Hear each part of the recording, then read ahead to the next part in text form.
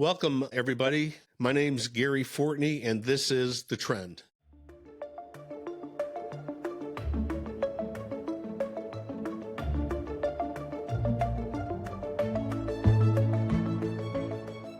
The Trend is our weekly podcast where we talk about various issues, basically in law enforcement. We talk about cold cases. We talk about current issues that come up regarding investigations. We talk about active cases. We also talk about cases that are nationwide, which you've done before if you listen to the previous episodes. We talk about law enforcement trends. That's going to be the episode today. Trends in law enforcement, the men and women in the profession of law enforcement. And we also talk about regional issues. What's going on in our region? What's taking place? We do provide the facts without the politics. We talk about real issues that are taking place. So today we're going to talk about the regional training that takes place within law enforcement. So we have a couple of guests with us today. We're fortunate to have them. First guest we have is Sergeant Andy Hale. Sergeant Hale is a sergeant with the Florissant, Missouri Police Department. He's also on staff full-time at the St. Louis County and Municipal Police Academy. And Andy is one of the main training officers there. And Andy's going to talk about his background in law enforcement, his educational experience, as well as some trends moving in law enforcement. Our second guest, we're happy to have him today. It is Nick Schrader. Nick is with a company called Cognitrainer. Actually, we had a meeting today before the podcast about integrating Cognitrainer with Vista to provide law enforcement training. I'm not going to take too much away because I'll let Nick talk about that, but it's actually an AI, artificial intelligence-based training where it's truly interactive with law enforcement. So it's going to be very interesting. So thank you both for joining us today. And I'll ask some questions as we go along. First, I want to start off with backgrounds a little bit. Sergeant Hale, again, is full-time at the County Academy. Andy, why don't you go a little bit about how you started your law enforcement career, how it all started? Sure. I started my law enforcement career in 2004 after I graduated the St. Louis County and Municipal Police Academy. I began working for the city of Florissant in the uniform division, served in many capacities at the police department in the detective bureau. For several years, I was attached to the FBI under the Safe Streets Task Force here in St. Louis. I've been a supervisor. Talk about the detachments a little bit. We're going to talk about that a little bit. You're on the task force for the FBI? Yes, from 2008 up until about 2012, I served at the FBI as a task force officer where I worked full-time on that task force with FBI agents and other task force officers here in St. Louis. So what's interesting is a lot of federal agencies, I say most federal agencies, they scoop up local law enforcement and they actually have them work directly for the agencies. I was on the DEA task force for a number of years and you're with the FBI. Very interesting. So good experience? It was a great experience. Probably part of the best part of my career. I should say one. I've said that quite a lot lately, especially recently, but I've been very fortunate in my career to experience a lot of things within law enforcement in a short time. Excellent. So after the FBI task force, you went back to your home department, Florissant? I did. I went back to Florissant where I was a detective for a little bit less than a year, and I got promoted to a supervisor. All right. How about promotion? Want to be promoted? It was one of those things. I think when I began my career, I wanted to just be a uniformed police officer. And then I got to experience the other side of it where, being on the task force and being a detective, investigating a wide variety of crimes. I think by the time that I had gotten back to Florissant, I was ready to be a supervisor. A lot of my friends and peers I've seen got promoted around me and next to me. And it was my time. I was ready. I had served in those capacities and I was definitely ready to be a supervisor. You don't want to be left behind, so that's good. I didn't want to be left behind. I really like the perseverance. I'll be honest, I did not like being a uniformed officer. It was not something I wanted to do, so that's why I became a detective in 1983. How old are you in 1983? I was one. Thank you so much. How old were you, Nick? -2. Okay, thank you so much, guys. Thank you so much for the input. All right, so you became a supervisor. What divisions or what role did you serve as a supervisor? I did. When I got promoted, I served in the uniform division, and I supervised the uniform officers on the road. And subsequent to that, I was there for a couple of years, and then I went back in the detective bureau as a supervisor. Excellent. I'll just real quick about myself. I would have been the worst supervisor in the history of law enforcement. I think at the time before I was a supervisor's nightmare. Well, here's my problem. You both agree I'm pretty outgoing. You guys know a little bit about my background. What if I was a supervisor on the scene of a homicide and I'm a former homicide detective? While I see the two detectives working, what would I be doing? Right there next to them, telling them how to do it. I'd be interfering in their case. I'd be hands-on. Exactly. You guys can do better. I can do it better. How about the interrogation? If you're interrogating a murder suspect, who would want to be going in there? Me. All right. Absolutely. It would not have been fair to the detectives To me, I couldn't sit back and watch. So what I decided to do, I didn't want to get promoted, but I excelled in my career. And so I was one of the lead detectives in homicide unit. I trained the guys before I retired. So that was great. So anyways, yeah, how about your educational background, Andy? While I was a police officer, I went back and got my undergrad from Lindenwood. I graduated from Lindenwood in 2013, and I decided that school wasn't so bad. So I continued on. I got my master's in legal studies from Webster University in 2017. And after that, I started doing a little bit of teaching at the universities. Excellent. What your bachelor's in? Criminal justice. Okay, cool. Good. So, yeah, thanks, Andy. And then one last part. When did you go to the St. Louis County and Municipal Police Academy? I graduated there in July of 2004. And then when were you assigned there? It was February the 2nd was the date that I started of 2004. All right. I'm talking I'm about sorry. As an instructor. instructor. Yeah. 1 year ago, actually, this week.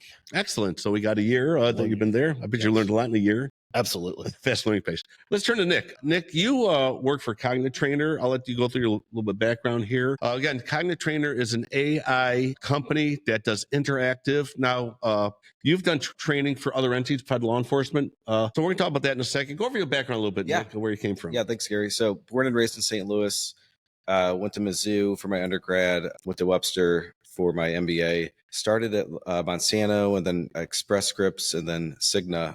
And then met Michael and the Cognitrainer guys last year and fell in love with the product. So started out using AI avatars to train behavioral health professionals. And then from there, I just kept wanting to expand the product into different use cases. Met a guy named Joe Patterson and our buddy David Gregory, and brought to them the idea of using our AI simulations to train law enforcement. And that's how we came across Gary, Brian, and the Vista team. So it's been an awesome journey, and yeah, we'll see where it goes from here. Excellent. What was your undergrad in from Mizzou? Missouri Economics. Is University of Missouri, St. Louis, in Columbia. Economics? Yeah, undergrad in economics, and then I went to Webster for my MBA. Cool. MBA is Master of Business Administration. So let me tell you this. Well, all three of us are alumni from Webster. Okay, so I feel like I'm home here with my friends. Yeah. Right? Absolutely. Remember, it's good to have a bias towards people, and so towards people of my alumni. Excellent. So, Nick, you've been with Cognitrainer how long? Last April, so it's been almost a year now. All right, let's talk a little about Cognitrainer. Where was it originally developed, and who have you actually used it for so far before law enforcement? We've been in many universities. We've been with Harvard, Maryland, Ohio State University. So we kind of just started with universities and going the grant route. And then after being with the company for a little bit, I'm like, this product has so many more use cases than just, behavioral health professionals. Really anything that's, customer facing or client facing interactions. So we're actually talking to a couple airlines right now, like Delta and Spirit, to do just essentially like an angry passenger. Like, how do you interact with them? Things like that. You mentioned Michael and Emil. Tell me a little about them real quick, about who you work with and their backgrounds. Michael and Emil, both complete geniuses. So Michael's got a background, Michael Glowick, background in anything, VR, AR. What's VR? We are virtual reality, augmented reality. So he owned a couple of virtual headset studios where you go in and play the interactive games in New York for years. And then I think during COVID, they actually were shut down because of all the restrictions that they had. And then he wanted to get into, AI. That was the new thing to learn and get into. And then that's kind of where Cognitrainer started. And then Emil Rutherford, he's basically our subject matter expert. He's a clinical psychologist. He's an absolute genius when it comes to anything psychology related. So he builds out a lot of the curriculum that we have, and he speaks the psychology lingo that Michael and I don't necessarily know as well as he does. Actually, Emil has a doctor of psychology degree. He's a doctor. Yep. He works for a professional organization. He works for the VA, VA, and helps a lot of the soldiers and other professionals who served our country. All sorts of vets. He deals with, the stuff that he comes across every day. It's been extremely helpful in building our company and what our product can do. So a lot of our background actually is just his day-to-day life, more or less. And so you decided to do what now? Extend into what field? AI involving law enforcement, right? Oh yeah. It seems like the next, the path to go into what law enforcement, what you guys go through. It's just incredible, the different scenarios that you're put into, and it's pretty unpredictable. And that's what's great about our product, is that it's completely it's interactive. It's not a learning tree based model. So every scenario that you come across, it's completely it's like you're talking to a real person every single time. We're going to jump into that really in depth a little bit more, okay, about the actual product, what it means to be interactive and what it means there. Just to build, Andy, I was one of the original instructors in 1990 at St. Louis County Police Academy. I did about 4 years there. You'll see my name on the plaques there, being class class supervisor, assistant supervisor. I loved what I did. All right. Absolutely. And you have to have a passion for wanting to teach. I did 4 years and I did not feel like I was done being a police officer. I did 4 years. I wanted to go back into homicide. And so I was fortunately, the chief at the time and the commander decided I could go back into homicide. And I really enjoyed my career going.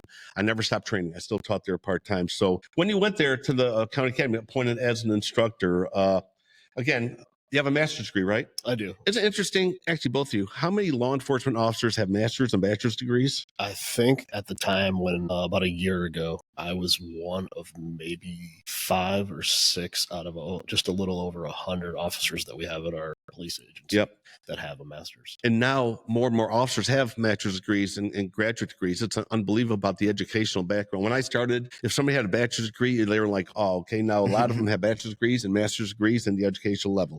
So don't think that law enforcement officers are out there without not being educated, all right? And the education that they have from college degrees as well as the aptitude at the academies are very important. So when you're assigned to the academy, what were you assigned to teach initially when you got there? Initially, when I got there, I had report writing, which to me, especially as a supervisor, was very near and dear. I've seen a lot of great reports, and I've seen a lot of terrible police reports come across my desk. And obviously, as you know, the police report makes or breaks the case. Yeah.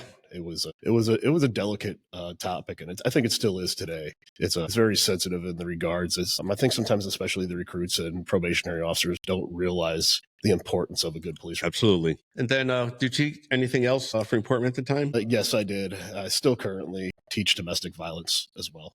We talk about a major topic there. Domestic violence ties into de-escalation and dealing with people with issues associated with probably mental health issues or family issues. So that's really important, Andy, that you teach there. So if I'm not mistaken, I know it was there. You're cross-trained to teach other topics. And so can I come in? You also teach other topics. Right? I teach the patrol class as well. At the academy right now, I'm one of the. We have at the academy. There's always a primary instructor, and then there's a backup in the event that an instructor gets sick or something. And I'm assisting with the patrol class as well. Yep, patrol means they train officers. They actually on everyday patrol. Every single police officer out there, no matter what position they always started as patrol officers. And again, it's very interesting that Andy teaches the patrol aspect with the primary instructor. I was injured one time at the County Police Academy, and somebody stepped in. I was injured actually in the line of duty injury there, and stepped in and had to pick up the role as a backup instructor. So it's very critical. You have to know as much as a primary instructor. So that's really great. Things have changed. I went through the police academy many years ago, 45, 46 years ago. All right. How would you talk about training now, even from the time you went in 2004, which is over 20 years ago? Have you seen a change in the academy training as well as the people attending? Drastically. I think now the law enforcement training is probably more crucial. It's more scrutinized. It's a hot topic, if you will, especially since the things that happened in Ferguson when everything began to be scrutinized. And training today, as important as it is, I don't think we can get enough training, and especially the post training. That's I always say, if anybody says, what more could you do for the police department? Training. You can never get enough training. One of the first budget items to be cut, Andy, for departments? Training. I'll be critical. I'm retired. I have a little bit more leadway than these guys here. For departments to cut training budgets, to me, is a travesty. Who's suffering? It's not the officers, it's the citizens that are being shorted. All right. Andy, when departments cut training, they are making the officers vulnerable to getting hurt, sued, anything that can happen. And I think training budgets being cut is terrible. And I know that because working for Vista Law Enforcement Training, my other company, I work with my business partner, Brian Hilke. We train dozens, if not hundreds of law enforcement agencies. All right. And when we talk about training or our budget's been cut, I can't tell you how many times I hear budget's been cut. All right. And that hurts. And so that's Nick is trying to fill a gap here about maybe they can do interactive training, right? From the AI perspective. Yeah, absolutely. And the big thing is that traditional training takes you away from your active, your day-to-day job. And like what we can do is they can do the training, before work, during their lunch break, on the way home. It can be done from a laptop or from a phone. So it's just very convenient. Yeah. And again, if you just do an hour's better than nothing. All right. Yeah, absolutely. You can do it from patrol car. Yeah. Even like 10, 15-minute sessions. Cause a lot of times they can just do one scenario where they're talking to one particular avatar that we created, go through a scenario like 10 or 15 minutes and then, get the feedback and then, go from there. So you don't have to sit down for, more than, 5-10 minutes sometimes. What do you mean by interactive? Nick, explain it a little bit. It's really you're sitting down and you're talking to an avatar, and you can ask them like, What's an avatar? A fake person, more or Okay, less. yeah. It's like you're talking. They had a movie called Avatar. Okay, I never saw it, but I anyways. haven't seen the movie either. I think we're the only two that haven't seen it. Yeah, it's like you're talking to a real person, and you can ask them, like, what'd you have for dinner last night? Would you have, like, what's your favorite movie? They can say anything. It's not like it's not prescripted at all. You're literally talking to like a real person. It's built from thousands and thousands of different interactions that we've like collected over the years, and everything's de-identified. And that's how the different personalities are created. I'm going to talk about Sarah real quick here. Sarah works a lot of helps me get our classes Missouri post certified. I'm going to ask Andy about post certification here in a second. I told her use AI. I've used it before for confirming some training stuff, and I said, Sarah, I want you to thank AI. She goes, what? I says, I want you to thank it. What do you mean thank it? I said, say thank you at the end. Sarah and Allie are working the board tonight, and Sarah said thank you for all your help. And did it reply back? It did. It says, no problem. I can help anytime, right? Is it creepy? But if you say thank you for all you did, thank you for helping me do this, it actually shows you appreciate it. And it actually is very interactive. So when I told her to say thank you, she did it several times. Right, Sarah? Yeah. Okay, good. So let's talk about POST. POST stands for Peace Officer Standards and Training. Andy, get into the POST program a little bit because I want to talk about you being certified as an instructor, which I am still to this date. It's a lifetime certification. Being certified as an instructor, you have generalist and specialist, right? Correct. And then also POST hours called CLE, Continuing Law Enforcement Education Hours for Current Officers. Explain to the POST a little bit how that works for you. So POST is the backbone and the standardization, really, if you will, for all of our law enforcement training across the state of Missouri. Meaning if you're at the St. Louis County Academy or you're at the St. Louis City Police Academy, there are certain standards that have to be met and certain training topics that have to be met in order for you to obtain that license to be a police officer here in the state of Missouri. And is a license? You actually have a license to be a police officer. We'll talk about POST. What are the hours required for Class A counties? You have to go through. This is for police academy training. The minimum hours. The minimum hours is 600 here in Missouri. Missouri, okay. That's the minimum. That's the minimum. That is not for Class A counties. Let's say St. Louis County. How long is the academy for you guys at the county? Just over 6 months at 27 weeks. 1,000 hours. So every officer has to go through a half a year, just go through the academy, 1,000 hours of training. When I went through the academy for Class A counties for St. Louis County, it was 640 hours. That's all he needed. It's changed and developed throughout the year. So you can see the progress it had regarding training officers more. Some departments, they have to have an officer if they hire them off the street. They're on the books getting paid. They're off the street for all that time period. All right. See, we have 3 officers right now that are technically the recruits are holding police officer positions where they're the department's, 3 officers short, but they're actually in training right now. They're at the academy. Tell me about CLE, or the mandated 24 hours training that they have to have every year. So there's certain topics that have to be met: the interpersonal, technical, legal, and the firearms, skill development. There's certain hours that have to be met. You have to have that amount of training every year. What are the 3 most mandated hours that you have to have? Racial profiling, de-escalation, all right, and implicit bias. Absolutely. And so that's where Nick came in here today. We had a meeting today. Remember we talked about that? They showed us a thing. Talk about that a little bit, Nick. Yeah, those are the 3 main areas that we're focusing on, and really interpersonal training and interpersonal skills. That's like where we have like heard from many different industries, not just law enforcement. It's like, I don't want to sound like old or whatever. Go ahead. Sound old. You're not as old well, as I am. basically, the younger generation does not know how to just communicate like we are right now. It's speaking like face to face. Everything's done through like texting, and they don't even like doing email. So like that's kind of like what we're trying to help out with. So like we can have avatars created where it's just like, it's not even like really an emergency type situation where a police officer is just speaking, to like a citizen, just one-on-one conversation and just being presentable and being respectful. Well, think about this. The young generation now, and being a college professor, I see this in all of my college classes. The verbal communication skills and the introverted behavior is scary, especially when you want to be police officers. I'll walk to a student's desk and I'll just hand over and ask them a question. They get nervous and scared because having the close contact. You see that too, where that happens? Yeah. And they're on their phone texting versus calling. Remember, we had to call people all the time, right? We called and communicated, and that's lost art. Andy, you experienced that in introverted behavior, or how would you describe that for the new recruits you're getting? Very introverted. A lot of them, especially today's day and age where a lot of them don't have college education. It's few that we're seeing them with higher degrees, especially. Yeah. but a lot of them have never even stood up in front of a group or an audience and answered a simple question. And these are people that want to come and be set out to handle the call on their own and be able to gather information and intelligence, but they have a difficult time. It's a pretty intricate part of the academy where we have to get them prepared for that as well, along with everything else that we teach them. Yeah, just teaching them how to communicate. Sarah and Allie both know, they're former students of mine. Every student that goes through any of my college classes, they have to do what's called a class project. They have to do research on a serial killer or a certain criminal case. They have to do a PowerPoint presentation. They have to give me a hard copy, and they have to stand up in front of the class and do a full presentation in front of the whole class. Love that. And every class, right? Both of you went through that, correct?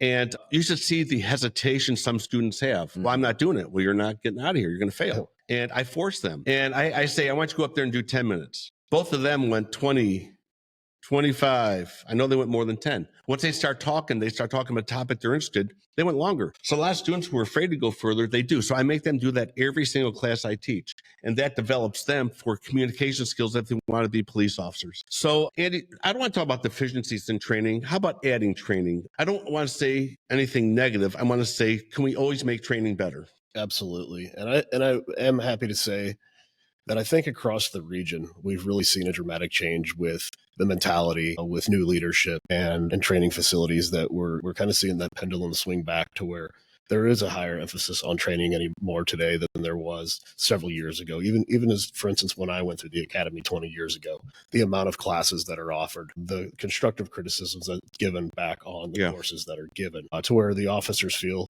as they're getting trained, they still have a voice in the way that the training goes as well. Andy, do you agree that we still have a noble profession? Yes, I do. And it's a career, not a job, right? Yes, I think a lot of the recruits that we see today don't think of it as a career. I think a lot of them are getting into law enforcement and they really have no idea what it really entails. We had a recruit recently that showed up to the academy that actually left on her own the very first day because she was concerned that she was going to have to stay after 3:30 that day, and she had a child to get, and it wasn't conducive to her lifestyle. But in all reality, it's sad because people are signing up for these jobs not knowing what they're getting into, and that is a very big battle that we're still dealing with today. People not knowing the job, but they see, hey, there's a job that's paying a decent amount of money. Let me start there, and it's terrible to watch. So that ties into what's called the attrition rate. How many people start off the academy? How many people graduate or we lose throughout the years? I know what it was when I was teaching there. All right. What do you think the attrition rate would be, percentage-wise or even person-wise, even this current class? The current class, I can tell you, we started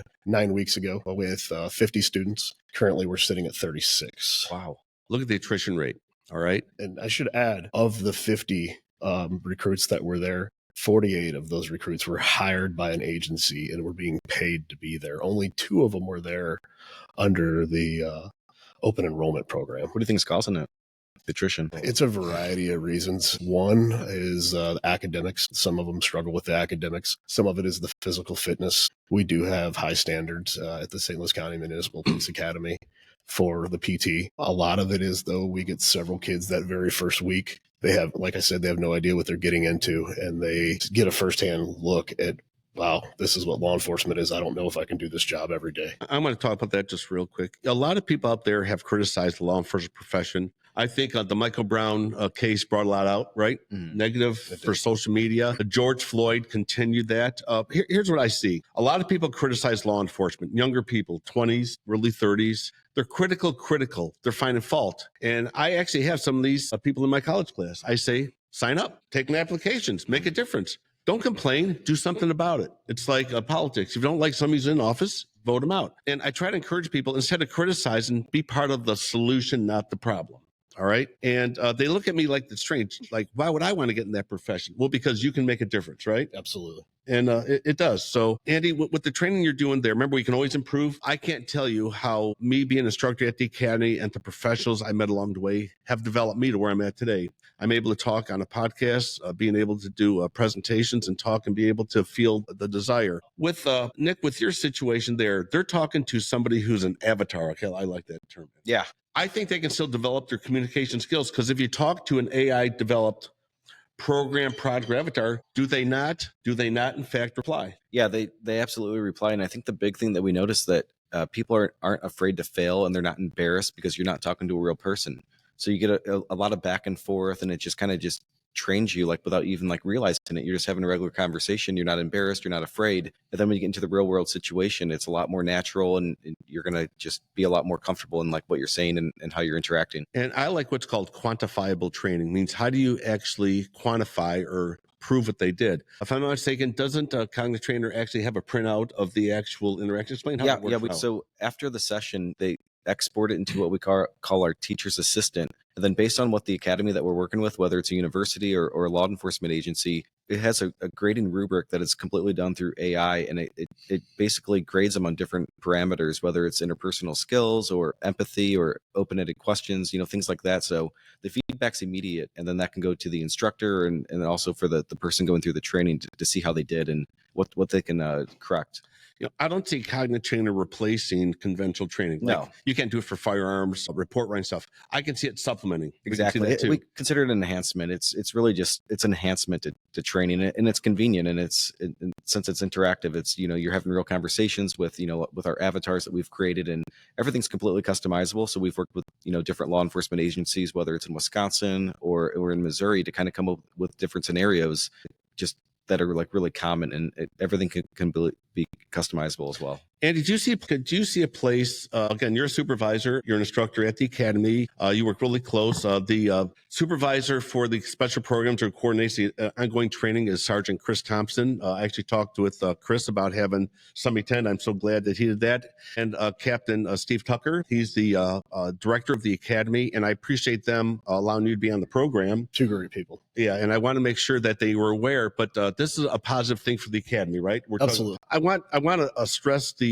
positive aspect, supplementing. Could you see a place for a cognitive trainer in the training environment for basic training? Sure, I can. And I think one of the most important things to think is, obviously we went through the academy at different times. And I know when you and I talked off camera, we talked about death by PowerPoint. Yeah. That's the old style of training where you stand up there, spit out a bunch of information, and then we give them a test to see how much information they retained or they could regurgitate. It's a very old style of training. And I think with the Cognitive Trainer program that we previewed today, it also helps not only see how much they brought in, but it also allows them to interact. A lot of the recruits tell us at the end of the academy, we always ask them, what did you think of the training? How did you perceive the training? What could we as instructors do better? They often tell us that they appreciate the role play aspect of it because they're actually getting something interactive. Yeah. And they're able to show us, and they're able to utilize the topics that we've taught them. And now they're demonstrating that they can do that, and they really appreciate that. And I think this is really a modern version of that in a way to teach. I'm going to come back to Nick in a second, but again, not being critical, has the academy outgrown itself in the current location? It is. The facility that we're currently in, it's 35 years old. It is. It's 35 years old. I think it served its purpose, but we also have a lot of other things that go on at the academy besides just police training. How about fire? We have the fire recruits that train there. We have continuing educational classes, not only for law enforcement, for firefighters, for dispatchers, for security guards. It's a lot of people crammed into one building. And I know when I started, we had a role play room, we had a library, we had a technical room. Those are gone now. Those are gone. Where are they now? One of the rooms, the old role play room, is where we have our shooting simulator now that we do use, and we get a lot of positive feedback on the shooting simulator. Yep. It's called Vertra. Very good simulator. And then we also have a role play, a scenario house that was built on the property of the academy, but it's a little bit of distance away from the classroom. It's on property, but away from the separate building. And then they turned the old role play room, you may not remember, is now a classroom across the hall from the basic training room. It is. That was a role play room. Now it's a classroom. They've actually added classrooms where a library was. Now it's a conference room. They've outgrown the ability to train there. We talked about this a little bit off camera, and I've talked to this with the commanders at the academy. Aren't they talking about a regional academy now that you're aware of? They are. They've been talking about a regional academy for a few years. It sounds like things are starting to come to fruition for that academy. The state, I believe, there was $50 million allocated for a new training academy. and it needs to be used by a certain time. And I don't know the whole story, but I know that it was not addressed or was not being discussed to use that money. They're going to lose it if they didn't. So now I think they're scrambling to be able to utilize that money for new training facilities. They want to call it the Regional Training Center. Do you have any information or a little bit of knowledge that you can share about Yes, that? they're trying to get together with other academies and other counties across the St. Louis area. And I think that it would be a good idea that if everybody got together and we all had the same training. There's so many times where, especially when I was on the road, whether it was as a uniform officer or a supervisor, I showed up to a call and I had my way of handling it, but maybe the officer that was working next to me, maybe they went to a different academy. Maybe they didn't have the training that I had. And I think if there was a standardization across the region, that it would benefit law enforcement and the community. We're lucky enough, Vista Law Enforcement Training, to have contract the St. Louis County Police Academy for training. We have 65 instructors and 130 Missouri post-approved classes. I think most in any other training entity in the state and probably large parts of the country. We also have agreements with Franklin County, Lincoln County. Now we have Crawford County. We're expanding more and more. All right. But how about this? Cognitive trainer, if it's in these academies, it would be standardized, right? They get the same training. Absolutely. And that's the best part about it. So like with the role play actors that people bring in, it's not going to be completely consistent. It's not as available as like what we have. And that's kind of the advantage with Cognitive Trainer. Yeah, it'd be standardized training. And I think that's what Andy was talking about. And that is one of the battles that we deal with too. We do try to, if I ran the scenario 3 times for you and I, the role player is going to react differently every time. Oh, They're not a robot. They're going to try to stay on the script, but there's times where sometimes they do go rogue, and it's kind of, as instructors, we have to rein them back in. No, this is the teaching point that we're trying to make here, and that's very important too. But like you said, with the Cognitive Trainer, it just standardizes it across. What was cool that we showed you earlier, Gary, is that you can be like the good cop and the bad cop, and like you can go in there and have an attitude, and then like the thing still reacts, as a real human would react, and then you can grade upon that. Let me build on what Andy said about going rogue. And you had some officers come in for role playing. A lot of them are uniformed officers or police officers that are extra regular officers. They come in and do role playing. Sometimes they go a little overboard for some of their actions, some of their demeanor, some of their language. And it takes the training aspect out. As Andy said, we got to rein them in sometimes. We have to, listen, this is the training. With cognitive training, it wouldn't be going over, but we don't have that personal interaction where you do seeing somebody face to face. Like on AI, they cannot approach you, advance towards you. Right. And so where you have the verbal aspect, role players are needed to have the physical aspect, and 2 different types of training. Absolutely. Yeah, that is one of the main things. Like I said earlier, with the role players that we do often bring in, sometimes they're off-duty police officers, sometimes they're volunteers, and it is hard to get them to do the same thing repeatedly. And we may say, hey, the script is we're walking out the hallway and we're going to go left, but there's always that person that goes right or goes straight. We have to scramble to make sure that we drive that topic home, because again, we have to teach to our post standards as well. And post is so important. Missouri Peace Officer Standards and Training. It's like a certification entity for law enforcement officers and training entities in the state. They train certified training facilities like the St. Louis County Municipal Police Academy and other police academies. And then they train certain companies, which Vista Law Enforcement Training is post certified. So we have to go through all sorts of standards for course submissions, which Sarah's aware of about doing the course, the post. She helps us write the courses. I get them ultimately sent off and approved and reviewed. And also the standards that are met by the state to make sure every officer has a standardized training in that aspect, at least. And it's hard to get post certified for classes, but it's such an important part. And see, officers need the 24 hours of training. They really appreciate any training they get, like cognitive training. We're going to work with a cognitive trainer, get them post certified. So if they get an hour training or 2 hours, it's actually going to go towards their mandated 24, which is really important. And so I'm working with that with a cognitive trainer. Andy, let's jump a little bit more about the regional training center. The only thing I see is the transportation issues. Give you an example. Where's the training center going to be? I know they're talking about utilizing St. Louis County, St. Charles County, Jefferson County, Franklin County, right? Correct. Where would they put it? If you put it in Franklin County, people driving from St. Louis. St. Louis County, you're driving from Franklin. I see that as an issue. Do you kind of see the same thing? I do see it as an issue. I don't know what the best case scenario would be for a location. I've heard various locations thrown out, but I haven't seen anything in writing yet. Again, I don't know how to best fix that, especially when we're talking about incorporating not only St. Louis County and St. Louis City, but other counties from this area. Let me explain what my thoughts are. All right. Anybody know where the original Missouri state capital was? The original Missouri state capital? St. Charles. St. Charles. Why'd they move it to Jeff City? It's more center. More so. Center, Right. right? So everybody from different parts of the state can go to a central location. I think thinking about that for the regional academy would be important. Where's a central location? And with all the farmland and other available land would be like in St. Charles or Franklin or Jefferson. Someplace in St. Charles in an area where you have enough land to build the academy, more centralized to make an easy transport for everybody. So again, it's geographics versus it's no better than us. It's convenience for the officers, convenient for the instructors, and the best facility they can do. So does that make sense to you guys? Yeah. Absolutely it does. I would love to be part of the training, I guess, input for the training center. Again, I've been an instructor since 35 years. I've owned my own company, a police officer, a long time. And I'd like to see input from the actual officers or trainers about the training, not just the commanders or the politicians. Certainly politicians who've never been a police officer. Exactly. You got to bring it to the lower levels, all right? And so I think having input from these instructors, I would like to be part of it as a training entity. I think having officers, a board, including all individuals. That you kind of see the point, Nick? You got my vote, Gary. Okay. Well, I mean, just remember having some input. Yeah, exactly. No, I think that's important. Just for instance, if I went back into the uniform as a patrol officer today, I would need a training officer because things have changed so much. And I think that is true with the training, that you have to talk to the instructors that are doing Exactly to learn how to do it. And training evolves every day, just as the world.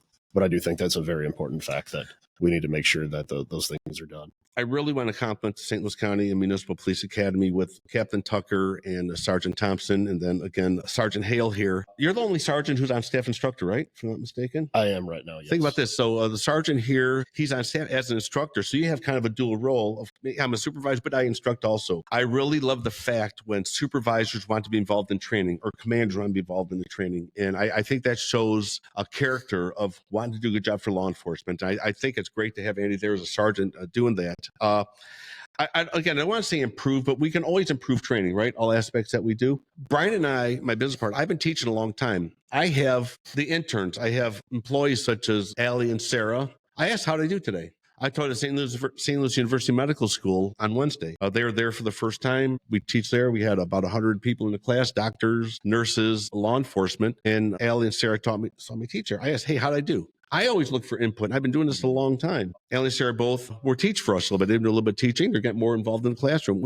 Doesn't hurt to evaluate ourselves. Okay, guys? And I want you to know that. I'm always looking for input. And you guys evaluate instructors, don't you? You take a look at how you guys do. We do. At the end of the police academy, each recruit gets to evaluate each instructor. We get feedback. Some of them, have positive things to say. But, there are times where maybe a recruit didn't see eye to eye with the way that we did something. Obviously, we had a reason for however we handled it. Personality issues should not be part of the evaluation. Agree? I agree with you. I agree. Nick, where do you see AI going as far as the training portion? Let's look a little bit more towards law enforcement overall. Where do you see the end of this? It's really hard to say. I think that we just keep expanding with law enforcement, and again, it's going to be built with law enforcement feedback. The trainers, we want to know what exactly they want to see, and what's the most effective way of training. As far as other industries, is that what you're? Yeah, I mean, about this. So I came up with a crazy idea of so my mother's a gate agent in Atlanta Airport, and she tells me all these crazy stories, and I'm like, man, our product could actually be really valuable in what you do, the day-to-day interactions of what airport employees have to go through. De-escalation, right? Oh, absolutely. De-escalation and just, right.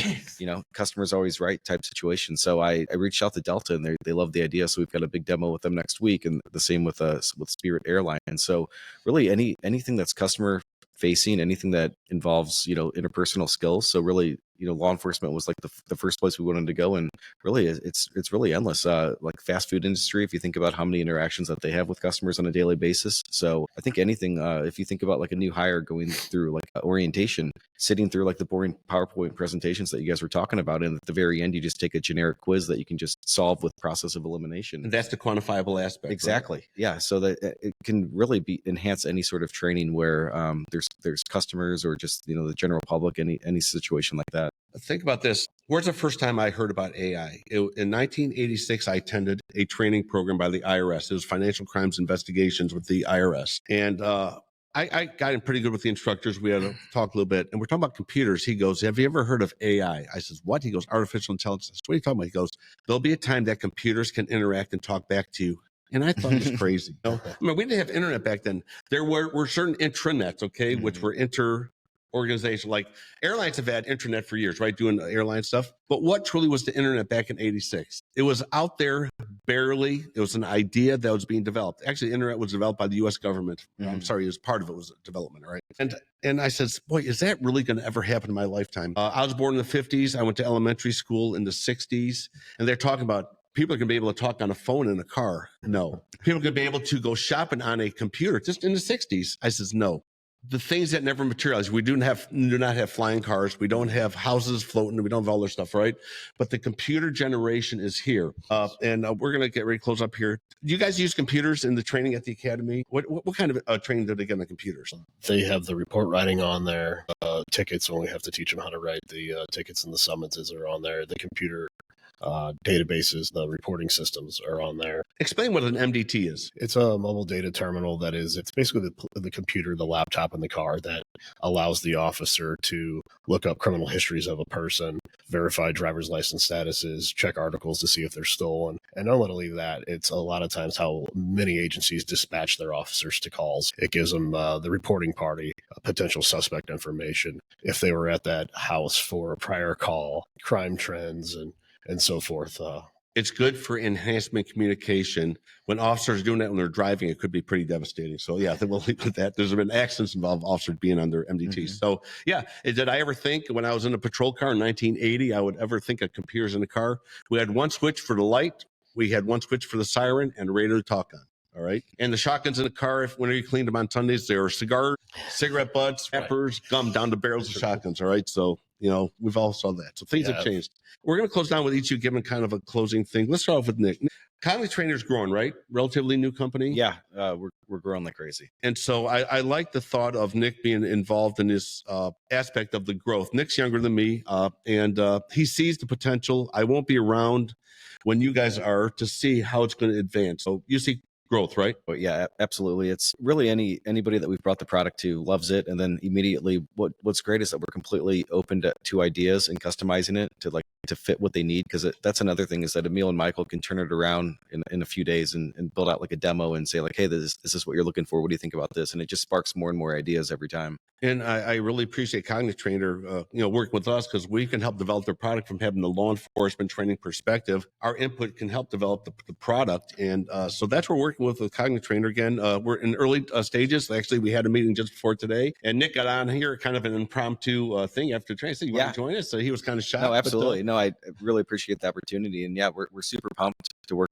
with Vista and just your guys' experience. It goes such a long way, and all the connections that you guys have. It's just invaluable. Great. I'm so glad you show up, Nick. And I want a future episode with Nick and Emil. Absolutely. And I want to have maybe we can bring Michael in too. Yeah, we'll have all three of them. That'd be great. Have all three of you guys. I'll moderate. We got plenty of microphones. We can always hook up. Perfect. So let's close down a little bit here, Andy. First, I want to thank you for attending. I want to thank Sergeant Thompson and Captain Tucker for allowing you to be here. Having an instructor, I love to have those two also, but having an instructor here to say your perspective and your professionalism. I've only known you for maybe a month or so. I got to know you pretty good about talking.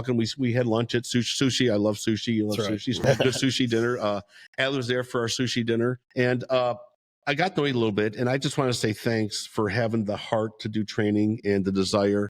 And thank you so much for your dedication to the new officers, right? You can never get enough training. And I can't thank God enough that I was able to be part of the training early in my career, the career I had in owning two companies, Trend Media LLC and the Trend Podcast, which we have, and having great people like Andy and Nick as guests. So I want to close down real quick by saying thank you so much. Anything you want to say in conclusion? No, I just want to thank you for the opportunity along with Trend Media today. I appreciate the invite. That's great. I look forward to the future. And both of you, this ain't the last time, all right? We'll talk about things in the future. Absolutely. I'd love to have you guys on here. So I had a really good time with that. Thank you so much for doing this. And again, stay informed. Remember, this is the facts without the politics. We don't talk about politics. We do talk about things in the political environment, okay? We just talk about what goes on in every day. And I thank for our guest today. And until we meet next week for a future podcast, my name's Gary Fortney, and this is The Trend. Thanks, everyone, for tuning into this episode of The Trend. If you have any questions, comments, or suggestions, please feel free to reach out to us at The Trend's website at www.trendmediallc.com, or you can email us at any time at thetrend@trendmediallc.com. We welcome everybody's comments, suggestions, or